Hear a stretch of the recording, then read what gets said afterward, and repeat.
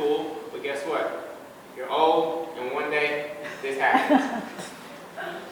My best friend, his dad died 3 months after retirement. Mom with loads of money, but alone. And so when we delay and defer our dream, because nobody knows how much is in their time account. We can all know how much is in our bank account. Nobody knows how much is in their time account. Anybody know how much is in their time account right now? All right. So if we don't know, then we got to live right here and right now and continue to live from moment to moment to moment. For me, at age 18, I bought that Mercedes. I had it in 2 weeks.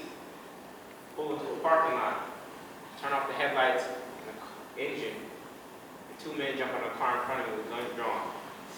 At age 18, I'm staring down the barrel of a gun. Got words being exchanged, the keys were exchanged, and the car was gone. Now that's not the moment that I want to focus on, because in fact, that's actually the moment and the reason that I'm on stage in front of you today. Because that was my mountaintop or my pit. From that place, I had to start making new choices. Fortunately, the trigger wasn't pulled. I lost the car. It was gone. Never got it back. That summer, I happened to be a RA, so I had housing and food taken care of. If those two things weren't in place, my life would have continued to spiral downward. I had no money. I put it all into the car. And I went through a space of deep introspection, kind of like the eagle going up a mountain for 5 months. For that 3-month period, that entire summer, I was basically just in my dorm room and working. And I had to ask myself some serious questions. First question I had to ask myself was, why the heck did I buy a Mercedes-Benz? About a Honda Civic and it's been all good, right? Second question I had to ask myself was, whose definition of success was I living? It was only in hindsight that I realized that I was living my parents' definition of success subconsciously. You know, you heard do better than your parents. How many of you heard that before? Right? So I thought that if my parents got a nice house by the age of 35 and I needed one by 30, if they got a nice car by the age of 25, I had to get one by 20. So I was actually trying to show my parents that I was on a path to success. But who says that my definition of success was the same as theirs? Third question I had to ask myself was, what's my definition of success? And once I got clear on my own unique definition of success, it started to change the trajectory of my college experience, of my career choices, and my life.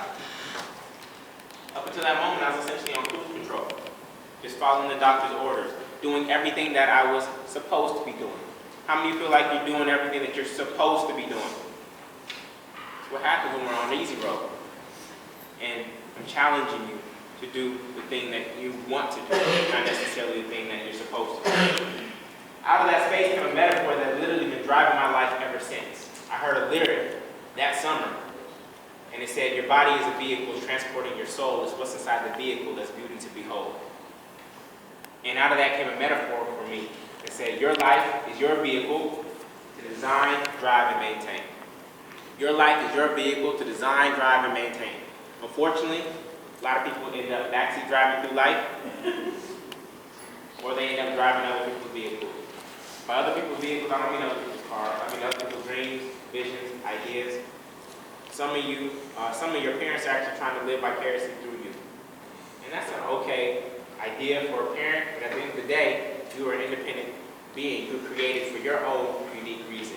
That may actually be different than what your parents' intentions are for your life.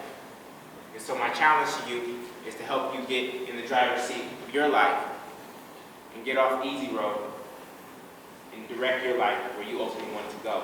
And when you start making intentional choices about the design of your life, life starts to feel like this. You start to feel like you're paving your own road. You're not choosing from a multiple choice test of A, B, C, or D. You're actually creating and paving your own road. When you think about the roads and how they get named, they don't get named after somebody who just went down a road really fast. They get named after the person who paved them. The reason there's an MLK Boulevard in every city is because he paved such a unique road. He didn't live a carbon copy of somebody else's life. He lived a unique expression of himself. And when you pave a road, guess what they name it after? They name it after you. And so I don't want to see any of you live a carbon copy of somebody's life that is already out there, or a carbon copy of anybody else's life who's in here. Each one of you should be taking your own path and your own road. So this is what your life is supposed to look like. 1/3 of your life is going to sleep. That's the black area. Then you have your friends who didn't come this morning. Half their life is going to sleep. Then there's a yellow area. It's your free time. You have a lot when you're little, very little when you're a working professional. There's a big chunk at the end called retirement. That's the game a lot of people play. And so we have to figure out, here we are in college, this short 4 years space and time. There's a four-year stepping stone for your 40-year career. What you do here, the choices you make on campus and in between classes is actually going to shape how that space feels. And I want this space to feel like the yellow area for you. It's a big chunk of your waking hours. And we want to make sure that that chunk is actually fulfilling. So a lot of people go out and they make this trade-off. I'll do 5 days of unhappiness for 2 days of happiness on the weekend. Is that ever going to play out where you actually feel happy about your life? No. That's never going to balance out, right? So we have to figure out how to make this space in our life actually fulfilling, enjoyable one. So I want to guide you through an interview process. You all know what the interview is. We're actually going to do interviewing. I-N-N